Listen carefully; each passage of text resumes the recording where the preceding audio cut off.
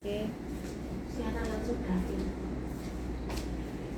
oke, mohon maaf tadi ada kendala koneksi. Mungkin bisa saya invite lagi nggih.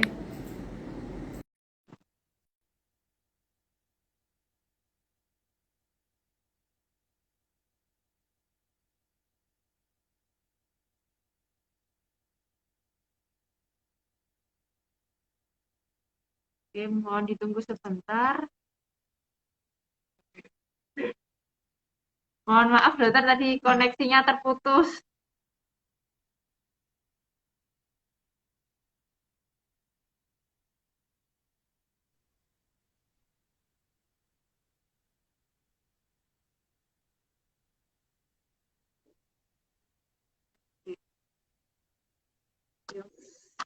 Kok, eh,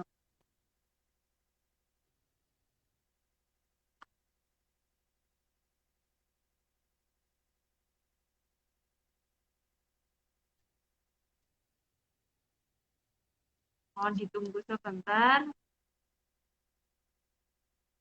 Kita, kita ulang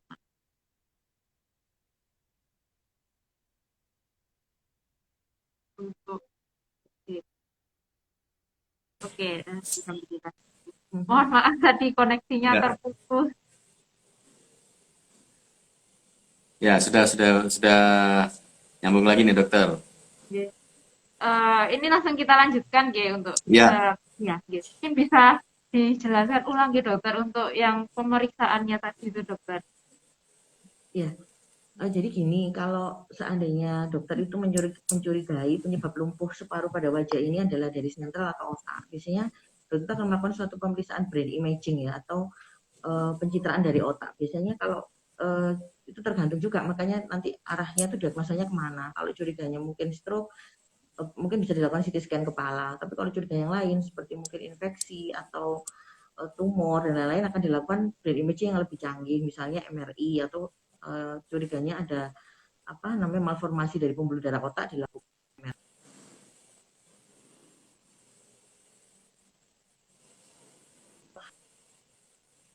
Nggak melibatkan otak, apa, kemungkinan kita nggak akan membutuhkan pencitraan ya atau imaging. Jadi pemeriksaannya itu cukup dengan klinis aja kita periksa. Kemudian ada pemeriksaan lain lagi sih, tapi sebenarnya jarang kita lakukan. Namanya tuh elektroneografi ya. Artinya kita memeriksa saraf wajah ini bagaimana, kerusakannya itu setinggi apa, nanti menentukan prognosa dan kira-kira terapi yang bisa kita apa pilihkan untuk pasien itu apa, gitu dok. Baik. Jadi untuk melakukan pemeriksaan lanjutannya tentunya kita perlu periksakan ke dokter neurologi atau dokter saraf gitu untuk Iya gitu pemeriksaan dok. lebih lanjut yang disarankan. Mungkin untuk penanganannya dokter, baik penyebabnya dari sentral maupun saraf seperti itu, apakah ada tata laksana khusus atau bagaimana dokter? Ya jadi gini dok, jadi sebelum kita melakukan penanganan itu kita harus tahu dulu nih penyebabnya kan apa. Jadi secara garis besar tadi saya katakan lemah satu sisi wajah itu penyebabnya bisa sentral bisa di tepi ya. Kalau tepi itu juga kita bagi lagi, maksudnya penyebabnya apa gitu kan. Misalnya paling sering itu infeksi. Infeksi ini biasanya yang melibatkan bidang otologi atau telinga ya. Biasanya itu yang paling sering 70% itu biasanya adalah Bell's palsy. Jadi namanya itu penyakit Bell's palsy. Jadi yang paling jadi eh, lemah separuh wajah yang tipenya di tepi itu 70% adalah Bell's palsy, di mana memang saat ini penyebabnya itu ya memang masih belum diketahui pasti, tapi diduga adanya infeksi virus yang menjadi penyebab yang diduga menjadi penyebab utamanya adalah herpes virus ya, herpes simplex virus sebenarnya. Kemudian bisa juga adanya namanya penyakit Ramsayhan. Itu juga penyakit virus yang mengenai telinga.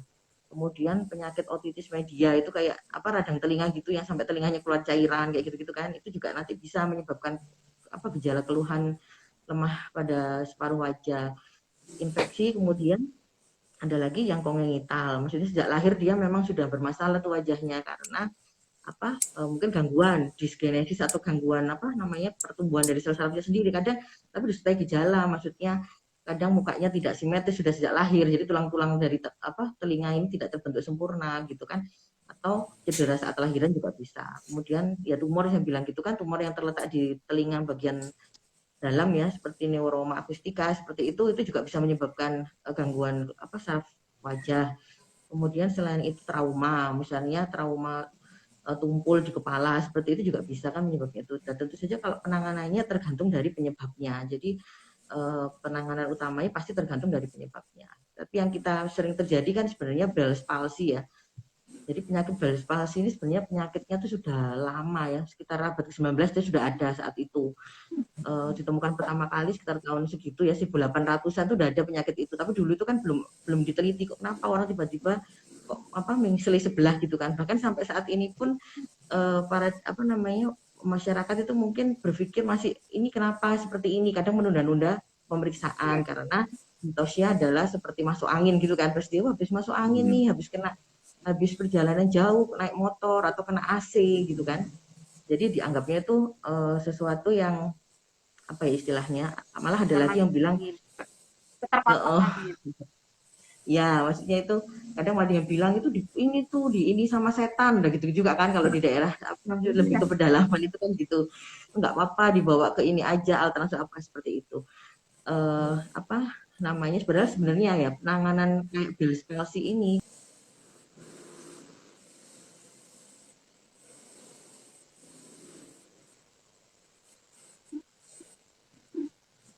dia sebenarnya self limited disease, sebenarnya dia bisa sembuh sendiri sih sebenarnya, cuman kita kasih terapi itu untuk mempercepat aja. Jadi pengobatannya biasanya jika dia datang pada fase yang awal ya, maksudnya dia baru baru kenanya hari ini atau kemarin gitu kan, kita bisa langsung kasih obat untuk anti peradangan untuk saraf yang bengkak itu kan, anti peradangan. Kemudian kita kasih karena kita masih dugaan kita ada infeksi viral ya, misalnya herpes, kita bisa kasih antivirus kayak gitu kan. Kemudian dikeluhkan apa, kita bisa kasih vitamin saraf. Dia ada keluhan yang mana bisa kita kasih obat sesuai itu. Apalagi terus bisa dikombinasi dengan fisioterapi. Itu hasilnya itu bisa bagus, bahkan dikatakan ya 2 minggu itu bisa dia sembuh sempurna. Karena sebenarnya angkanya itu tinggi gitu, 90% dia bisa sembuh sempurna. Makanya kadang itu sayang kan, maksudnya datangnya udah telat gitu. Padahal sebenarnya pas apa sakit ini tuh bisa baik gitu kan, outcome-nya tuh bisa baik. Jadi terapinya sejauh itu sih. Kemudian yang penting juga memegang peran penting itu fisioterapi. Kecuali terus kalau zaman dulu itu kan nanti yang dulu itu kan diperiksa tuh sarafnya rusaknya berapa banyak ya gitu. Kalau ternyata rusaknya tuh lebih dari 90%, dulu tuh masih ada option pilihan itu untuk dioperasi. Operasinya apa? Ya itu sih. Kan ceritanya itu si pembuluh darah, siapa si saraf wajah ini dia letaknya dekat tuh sama pembuluh darah. Eh, Diduga makanya teorinya itu namanya teori vaskulernya itu karena pembuluh darahnya itu mengalami sesuatu akhirnya dia mengurangi apa kekurangan cairan dan lain apa kekurangan aliran dan lain-lain ternyata kekurangan oksigen akhirnya sarafnya jadi bengkak rusak dan seperti itu dulu masih dilakukan bedah apa ya dekompresi mikrovaskuler ya, jadi dia dipisah itu si apa namanya si saraf sama pembuluh darahnya dulu, tapi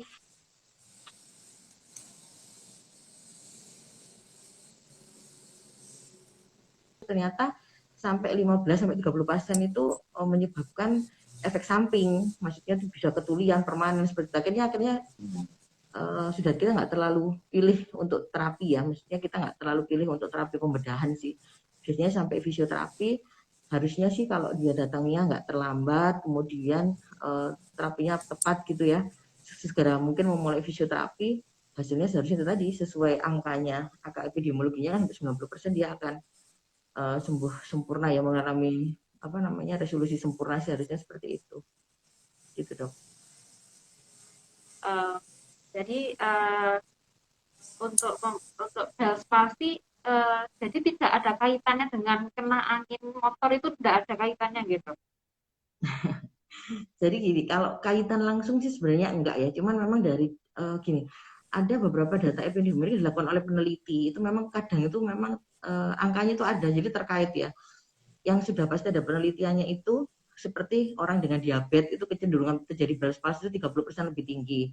Orang dengan kehamilan pada trimester 2 ya, akhir sampai 2 minggu pasca persalinan itu kemungkinan jadi Bell's palsy juga juga apa tinggi kayak gitu kan. Kalau memang terkena apa ya perubahan suhu ya, mungkin karena angin itu mungkin harus dijelaskannya seperti itu ya.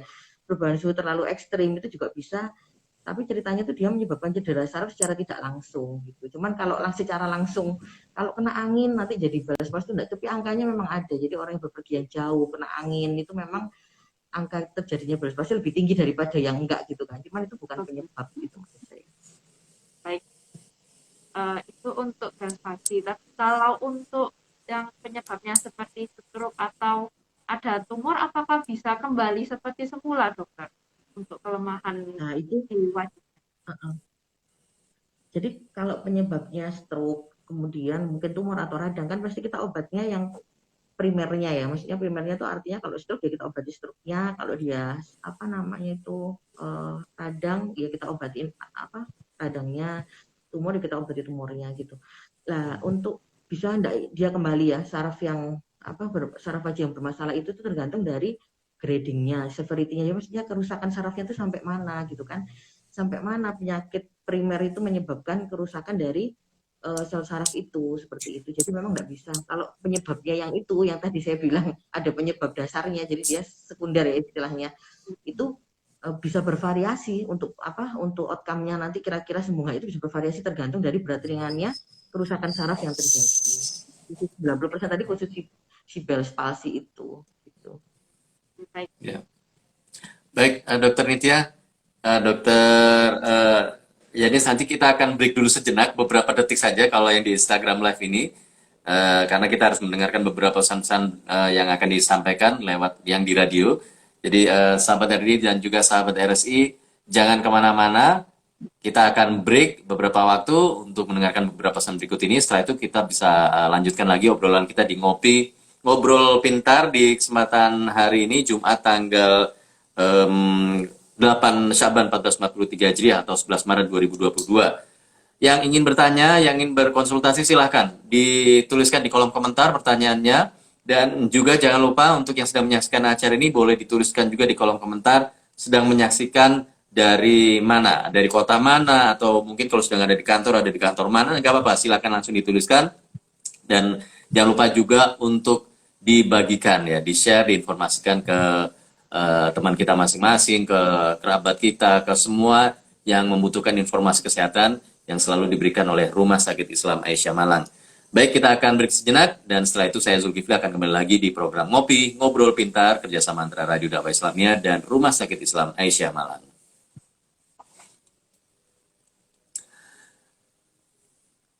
Radio Dakwah Islamiyah 107,7 RDI FM Malang, media inspirasi, menyejukkan dan mencerdaskan. Sahabat RDI dan juga sahabat RSI, kita masih lanjutkan lagi program Ngopi Ngobrol Pintar di pagi hari ini. Semoga kita berharap ini internetnya masih lancar-lancar saja ya. Tadi di awal kita sempat terputus sejenak. Ya, silakan untuk yang sedang bergabung, jangan lupa tanda hatinya ditekan sebanyak mungkin. Kemudian jangan lupa juga untuk yang ingin bertanya, tuliskan di kolom komentar pertanyaannya, nanti insya Allah akan dijawab oleh Dr. Yanis. Pertanyaan Anda yang terkait dengan tema kita, lumpuh pada satu wajah. Dan, oh ya, saya ingatkan juga, acara ini juga akan disiarkan secara tunda pada hari Selasa, tanggal 15 Maret 2022, pada jam 9 sampai 10 pagi di Radio Dakwah Islamiyah 107,7 FM. Baik, monggo silakan Dr. Yulia Dr. Nitya, kita lanjutkan lagi ngobrol kita bersama Dr. Yanis. Baik, terima kasih. Mungkin bisa saya review ulang, mungkin tadi ada yang terputus tidak sempat mendengarkan yang awal tadi. Jadi untuk ngopi pada hari ini mengenai lumpuh pada satu sisi wajah bersama Dr. Yanis, spesialis neurologi. Oke. Untuk lumpuh pada satu sisi wajah ini sendiri, penyebabnya bisa dari sentral di bagian kepala atau dari saraf tepi. Untuk mengetahui penyebabnya apa, memang perlu dilakukan pemeriksaan lebih lanjut ke dokter spesialis saraf untuk apakah selanjutnya akan dilakukan pemeriksaan CT scan, MRI, atau pemeriksaan yang lain. Untuk penanganannya sendiri tergantung dari penyebabnya apa, dan bisa apabila penyebabnya dari saraf tepi, seperti contohnya pada Bell's palsy, kemungkinan bisa sembuh sempurna apabila tidak terlambat periksa ke dokter sarafnya, dan selain diberikan obat-obatan di rumah, juga bisa dilakukan dilakukan fisioterapi. Oke, untuk mungkin sambil kita bacakan ada pertanyaan masuk ya. Oke, pertanyaan Ya. dari Ibu Lukita Purnamasari. Selamat pagi, Dokter Yanis. Mohon izin bertanya, suami saya didiagnosa Bell's palsy. Sudah melakukan konsultasi di vaskes dengan obat-obatan seperti yang dokter jelaskan. Untuk fisioterapi bisa dilakukan berapa kali? Terima kasih. Monggo bisa langsung dijawab, dokter. Ya, jadi untuk fisioterapi ini ya sebenarnya kalau maksudnya bagus standar sih enggak ada ya, maksudnya harus berapa kali fisioterapi gitu, sebenarnya itu tergantung dari berat ringannya itu tadi saya bilang. Kalau sebenarnya fisioterapi pun ini sebenarnya kan bisa dilakukan secara mandiri ya.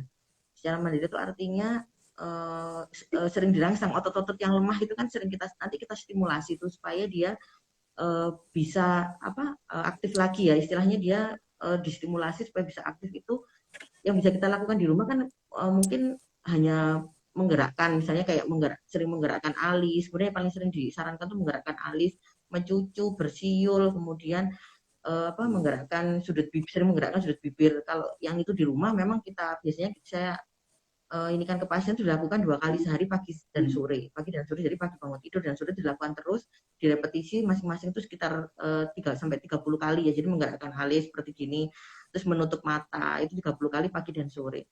Kalau untuk sedangkan kalau kita melakukan fisioterapi di suatu center center fasilitas kesehatan ya, biasanya itu kan satu paket tuh. Jadi ada bisa dipanasin ya pakai SWD, diangkat pakai SWD, pakai infrared gitu kan, terus ada diajari juga untuk massage kayak gitu.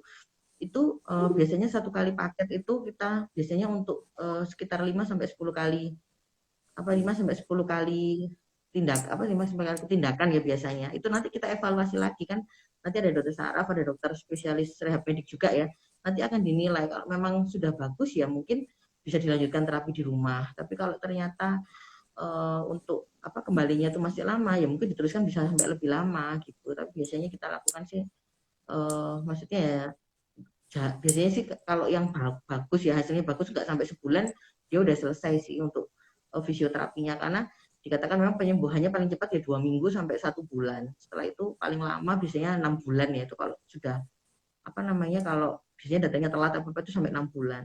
Sisanya yang sekitar 15% itu yang sampai lama, maksudnya sampai seterusnya masih ada gejala sisa, masih ada komplikasinya gitu. Itu ya, Bu. Siapa tadi? Bu Lukita Purnamasari. Ya. Ini ada lagi pertanyaan ini ya, dokter ya. Iya. Dari Ibu Pramita ini ya. Ya.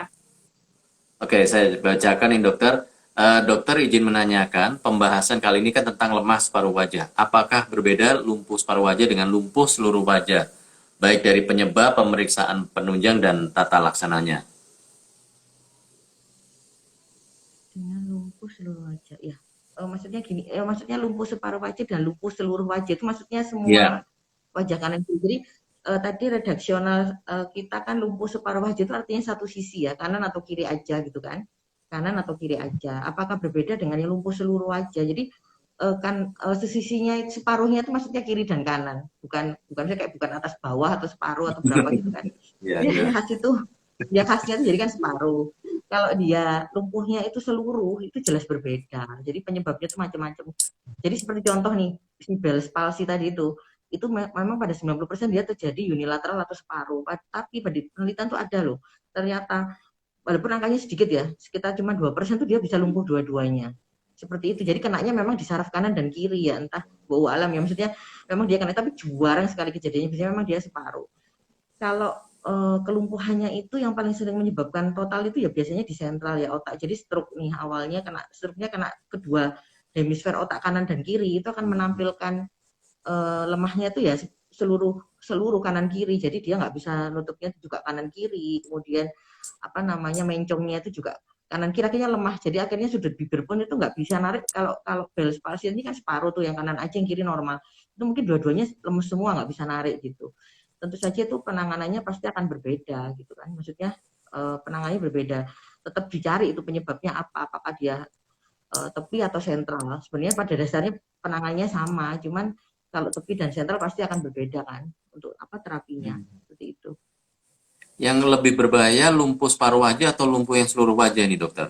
Melanjutkan pertanyaan pertama tadi dari Ibu Pramita Putri. Jadi gini, kalau kalau berbahayanya itu sebenarnya mungkin sama ya, cuman severitas ya. Severity itu artinya keparahan. Jadi kalau dia Hmm. kenanya di dua sisi itu pasti kan lebih parah tuh daripada yang satu sisi. Kenapa? Karena kalau apa namanya kena dua sisi itu artinya kan dua-duanya kanan dan kiri nih. Maksudnya saraf itu kan ada saraf kanan, saraf pajak kanan, saraf pajak kiri. Kena dua-duanya pasti akan menimbulkan kecacatan yang lebih besar kepada pasien. Jadi parahnya itu karena apa namanya bahayanya itu karena keparahannya itu. Cuman kalau eh, eh, bahaya enggaknya secara penyebab ya tetap penyebabnya sama. Jadi kayak gini, istilahnya Bell's palsy yang kenanya kanan kiri atau kanan itu biasanya bahayanya sama. Maksudnya bahaya, cuman keparahannya lebih parah yang kena dua-duanya gitu sih. Mungkin seperti itu ya. Baik. Mudah-mudahan cukup jelas ini Ibu Pramita. Bagi yang lain silahkan kami tunggu untuk yang ingin bertanya dituliskan di kolom komentar ya. Pertanyaannya kepada Dr. Yanis, tema kita tentang lumpuh separuh pada satu sisi wajah. Dan buat yang sekarang sedang menyaksikan acara Instagram Live RSI Aisyah Malang dan RDFM Malang, silakan untuk yang mungkin tidak bertanya tapi ingin menuliskan saja di kolom komentar sedang menyaksikan di mana, dari kota mana, silahkan berbagi dan silahkan di-share ke medsos sahabat RDI dan juga sahabat RSI masing-masing. Oh ya, dokter, saya juga ingin bertanya nih, saya boleh bertanya nih ya dokter ya. Jadi yang Boleh, boleh. dimaksud terlambat itu seperti apa dokter? Kalau karena kan tidak semua orang tahu ya bahwa ini adalah ini harus bagaimana. Tapi terlambat itu apakah hitungannya jam ataukah hari atau dari yang lain ini dokter? Ya.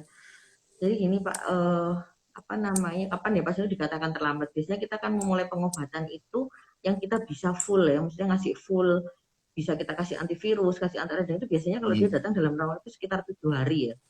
Jadi dalam waktu 7 hari setelah gejala itu kita masih bisa ngejar, apalagi dia datangnya hari pertama gitu kan. Ya. Dalam 7 hari itu masih bisa ada tempat untuk masukkan antivirus maupun apa namanya anti radang tadi. Cuman kalau lebih dari itu akhirnya kan kita nggak bisa kasih, mungkin antivirusnya nggak apa kita pertimbangkan untuk tidak kita berikan, mengingat antara manfaat dan resikonya seperti itu sih. Jadi patokan kita ya setelah 7 hari itu bisa dikatakan ya terlambat. Tapi kan ada tuh Pak datangnya udah 1 bulan 2 bulan lebih lebih terlambat lagi kan. Jadi kita harapkan prognosanya apa namanya nanti keluaran klinisnya bagus itu kalau datang tentang dalam 3 sampai 7 hari setelah apa serangannya muncul, gejalanya muncul seperti itu. Hmm. Ya, ya, ya. Monggo dokter Nitya mungkin ada pertanyaan lagi yang sudah masuk. Oke, baik dokter. Mungkin dokter, apakah bisa pasien yang stroke itu keluhannya hanya lemah separuh wajah saja tanpa disertai kelemahan badan, dok? Bisa ya. Jadi keluhannya wajah aja tapi badannya enggak itu bisa. Jadi dia kalau terkenanya itu di Hmm. bagian batang otak. Jadi stroke itu kan eh, memunculkan gejala itu sesuai letak letak stroke-nya tuh di mana gitu kan. Kalau dia letaknya masih di lapisan luar otak, ya korteks, maksud korteks itu dia pasti akan memunculkan apa namanya lemah separuh badan. Tapi ketika dia udah kena di apa namanya batang otak misalnya ya, itu kadang itu bisa bisa juga maksudnya dia apalagi di namanya itu cerebral pontil angel ya. Jadi dia itu kenanya itu di daerah antara pons. Jadi pons itu bagian otak kecil yang paling bawah sama di apa namanya di luar di bawahnya itu sama cerebellum itu otak bagian keseimbangan yang paling kecil di bawah. Letaknya di situ dia memang jarang menyebabkan lemah apa ada lemah paruhnya gitu ya. Dia benar-benar yang lemas gitu. Cuman kita masih bisa ngecek gitu. Ntar ya ini lebih ke penyebabnya kira-kira perifer atau sentral itu nanti kita bisa tetap bisa kita periksa maksudnya.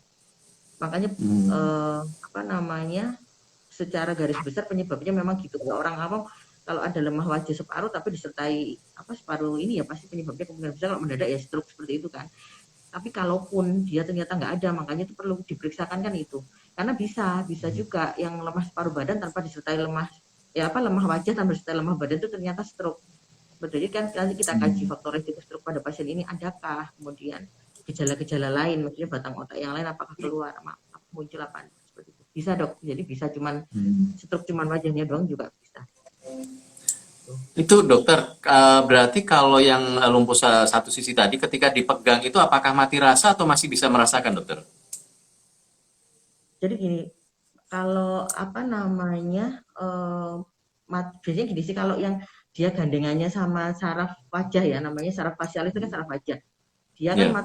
sebenarnya nggak apa istilahnya, dia nggak mengolah sensorik itu perasa dari wajah sebenarnya. Dia lebih yang wajah itu nanti ada namanya nervus apa namanya saraf lain lagi, saraf kelima. Sebenarnya jarang dia kecuali dia kenanya saraf limanya juga terlibat gitu.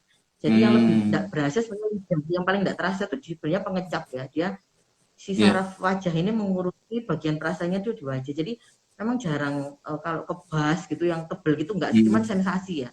Ya, karena ada kelemahan situ karena Hmm. ototnya dia nggak bisa gerak gitu kan. Jadi sensasinya seperti nggak kayak nggak enak gitu loh dok, nggak berasa kayak Ini. lebih gimana. Tapi kalau kita periksa biasanya dia secara sensorik ya setelah rasa itu sebenarnya dia sama kanan kiri. Kecuali yang terlibat ada saraf yang lain kecuali enggak saraf wajah aja, ada saraf yang apa namanya ngurusi apa indera perasa yang di kulit wajah kita itu. Gitu, Pak. Ya, ya, ya.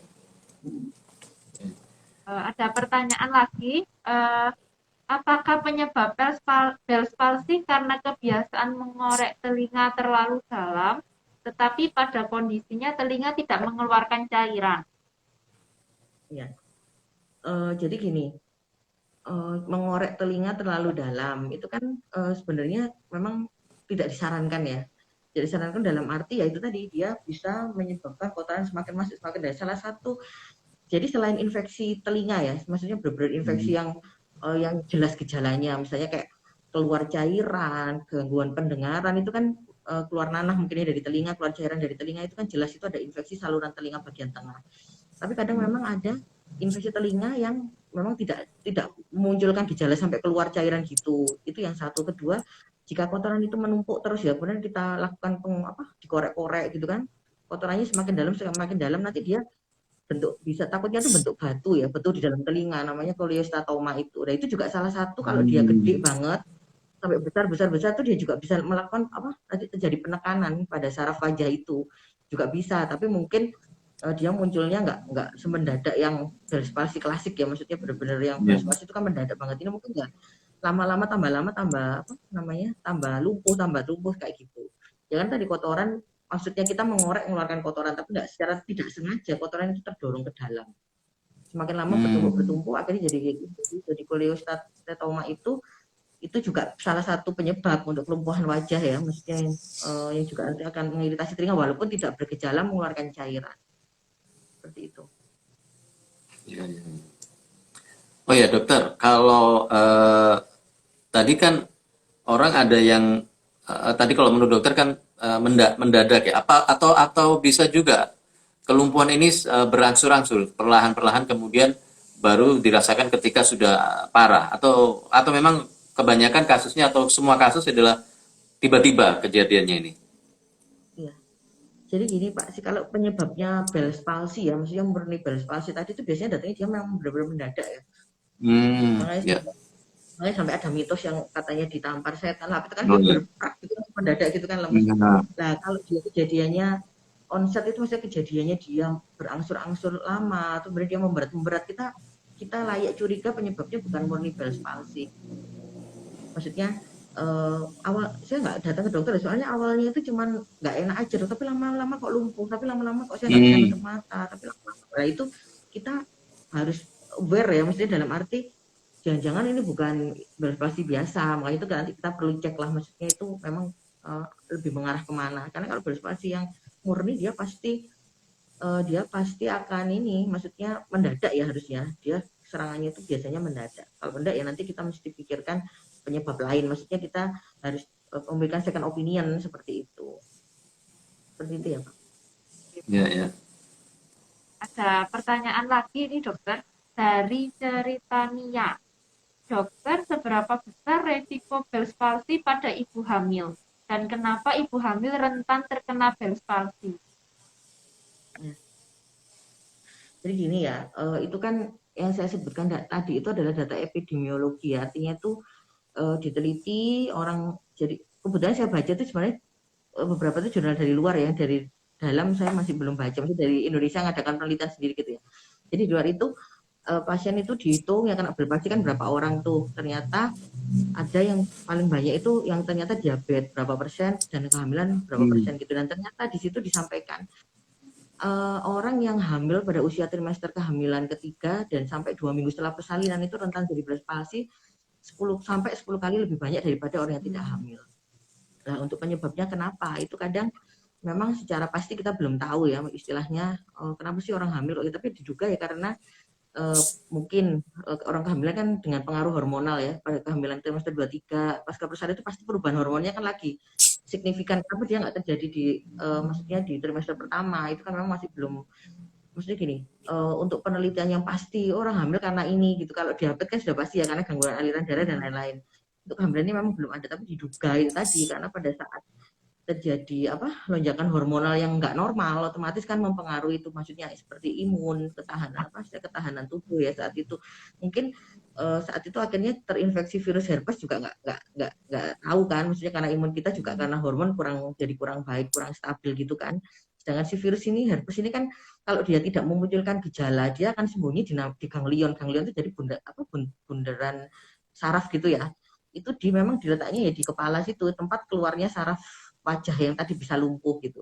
Ketika imun kita kurang baik, ketika dia ada sesuatu di tubuh kita mungkin dia akan reaktivasi. Jadi si virus ini kembali hidup lagi kayak gitu ya. Nah itu dia menyerangnya ke saraf wajah itu tadi, seperti itu. Dikaitkannya sih seperti itu. Kalau angka kejadiannya kurang lebih 8-10 kali ya, misalnya dibandingkan orang yang tidak hamil dan tidak melahirkan, tidak dalam fase masa pasca melahirkan. Seperti itu. Ya. Baik. Dokter Nitya juga Dokter Yanis, kita akan break dulu sejenak karena kita harus dengarkan beberapa pesan dari radio dan sahabat RDI juga sahabat RSI. Jangan bergeser kemana-mana, jangan keluar dari IG live kita pagi hari ini. Kita akan break beberapa detik, tapi kalau mungkin yang di radio sekitar 1-2 menit. Setelah itu, saya Zulkifli, juga Dokter Yanis dan juga Dokter Nitya akan kembali lagi di program Ngopi, Ngobrol Pintar bersama Rumah Sakit Islam Aisyah Malang.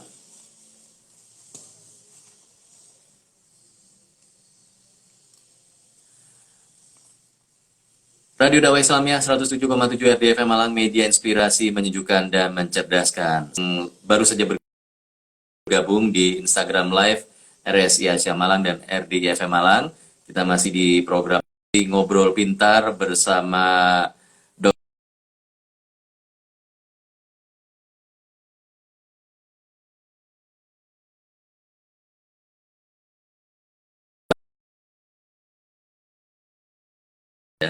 lumpuh pada satu sisi wajah. Nah, dokter, berarti untuk ketika orang mengalami kondisi lumpuh satu sisi wajah ini tadi, apakah ada ciri-ciri atau gejala atau hal-hal yang bisa kita hindari atau yang bisa ya jaga-jaga supaya tidak terjadi hal seperti itu? Ada nggak, dokter? Ya, jadi pada dasarnya kalau untuk Bell's palsy ini dicurigai kan infeksi ya. Jadi dia viral infeksi virus sih terutama. Pastinya kalau supaya kita nggak terinfeksi virus ya pasti ketahanan tubuh kita harus baik. Maksudnya nutrisinya baik, istirahatnya cukup, tidak stres seperti itu kan. Itu secara umum aja. Kemudian ya tindakan-tindakan yang bisa menyebabkan infeksi pada telinga, misalnya tadi mengorek-ngorek telinga, kemudian sering kan ada tuh yang sering masukin air ke telinga, itu juga mesti dikurangi karena sebenarnya kalau yang Bell's palsy murni itu kan sampai sekarang itu penyebab pastinya kan memang belum tahu ya. Jadi dia tuh sebenarnya masih dikatakan beberapa literatur masih menyebutkan dia tuh idiopatik, artinya yang nggak tahu kok tiba-tiba gini. Cuman dari penelitian disampaikan ternyata ketika dilakukan pemeriksaan itu di sel sarafnya yang di wajah sama di bagian dalam telinga itu ternyata banyak virus herpesnya pada orang-orang yang dengan Bell's palsy. Jadi akhirnya dugaannya adalah penyebabnya dari infeksi virus herpes simplex. Kalau virus ini memang menyerang ya kalau ketahanan tubuh kita lagi turun ya, seperti itulah. Walaupun tadi yang dibilang bepergian jauh, kena angin, kena AC, nyenter gitu ya, pastinya langsung kena AC itu juga tidak secara langsung menyebabkan, mungkin hal itu juga bisa dihindari. Maksudnya ketika bepergian jauh dan harus kena angin itu mungkin bisa ditutup ya, maksudnya telinga wajib ditutup dengan penutup, pakai helm yang proper, pakai penutup aja gitu. Atau pilih kalaupun duduk pilih tempat yang tidak langsung kena AC seperti itu. Walaupun disampaikan memang nggak ada hubungannya secara langsung, tapi dari hasil penelitian ternyata memang ya angkanya angkanya sesuai Orang-orang Hmm. seperti yang itu juga angkanya tinggi seperti itu, walaupun Ya. kita nggak bisa membuktikan tuh kenapa sih AC kok bisa, kalau kipas kok enggak, kayak gitu kan nggak bisa dibuktikan juga. Hmm. Gitu. Oke. Ya, ya. Mungkin sudah hampir 1 jam gitu, dokter, gitu, Pak Pak Zaid, Pak Zulkifli. Mungkin apa Ya. ada yang mau ditambahkan, dokter? Atau mungkin Pak Zulkifli ada yang mau ditanyakan lagi? Ya, mungkin satu pertanyaan ini, mungkin pertanyaan terakhir dari untuk sesi terakhir ini. Berarti biasanya paling cepat penyembuhan ya untuk kasus seperti ini berapa lama dokter? Atau rata-rata ada waktu rata-rata biasanya? Apakah 1 bulan, 2 bulan, atau mungkin 6 bulan? Saya punya teman soalnya kalau saya tidak salah itu sekitar 6 bulan lah, hampir setengah tahun itu baru dia sembuh normal gitu. Bagaimana ini kalau dari pengalaman dokter? Ya. Jadi kalau Bell's palsy ini paling cepat itu sembuhnya sekitar 2 minggu ya. Jadi 2 minggu yang ini maksudnya Oh, dua sembuhnya minggu sembuh sudah sempurna bisa loh ya. ya? Mhm. Maksudnya 2 minggu Pak. Maksudnya yang benar-benar sempurna, artinya benar-benar nggak ada Hmm. kecacatan ya. Sempurna itu biasanya Ya. paling cepat itu 2 minggu. Memang rentangnya sampai 6 bulan. Kalau dia Hmm. sampai 6 bulan dia yaitu angka kecacatannya dan komplikasinya itu semakin tinggi gitu. Ini saya tadi lupa nyebutin ya Pak. Jadi ada suatu komplikasi dari Bell's palsy yang tidak tertangani dengan baik, maksudnya nggak apa namanya, bukan belum optimal atau maksimal pengobatannya. Namanya tuh simkinesia. Jadi kayak gini, orang itu kan sering datang ya. Setelah saya merot itu loh dok, kok sekarang itu kalau saya apa namanya, saya menggerakkan mata itu kok bibir saya ikut gerak. Atau kalau saya lagi Oh. ngomong itu mata saya ikut gerak. Itu kan ada tuh yang kayak gitu. Atau ketika saya makan itu loh, tiba-tiba saya nangis. Setiap makan saya nangis gitu. Itu salah satu komplikasi Bell's palsy yang penyebabnya karena Hmm. salah sambung ya, sarafnya itu salah nyambung ya, karena itu tadi, karena mungkin keterlambatan penanganan, keterlambatan kita melakukan fisioterapi dan lain-lain. Maksudnya jadi sarafnya tuh harusnya dia nempelnya di otot saraf yang nempel ke wajah apa ke mulut, dia nempelnya ke otot mata, kan itu sarafnya satu tuh. Hmm. Jadi ketika kita ngomong wajah kita ikut gerak-gerak, ketika kita mengedipkan Ya. mata mulut ikut bergerak, itu salah satu komplikasi dari Bell's palsy juga.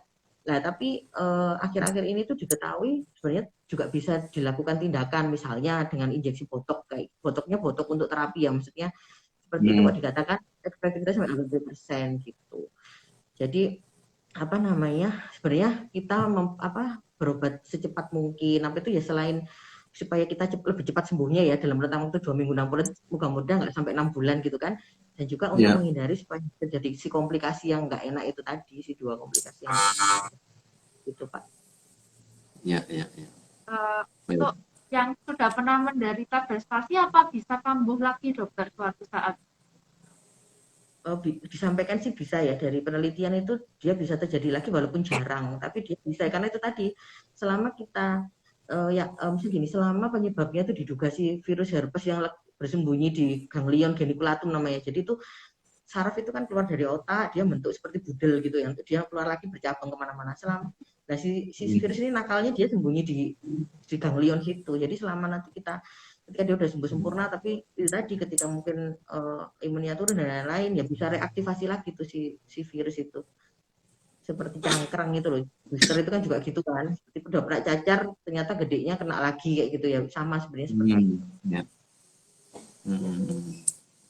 Baik, baik. Mungkin pas 1 jam gitu, tak terasa gitu. Ya. Gitu ya, udah 1 jam. Mungkin apabila Bapak Ibu yang di rumah tiba-tiba mengalami keluhan lemah separuh wajah, matanya kok satunya nggak bisa ditutup, mungkin dahinya kok separuh mengkerut, separuh enggak, mungkin kelihatan perot atau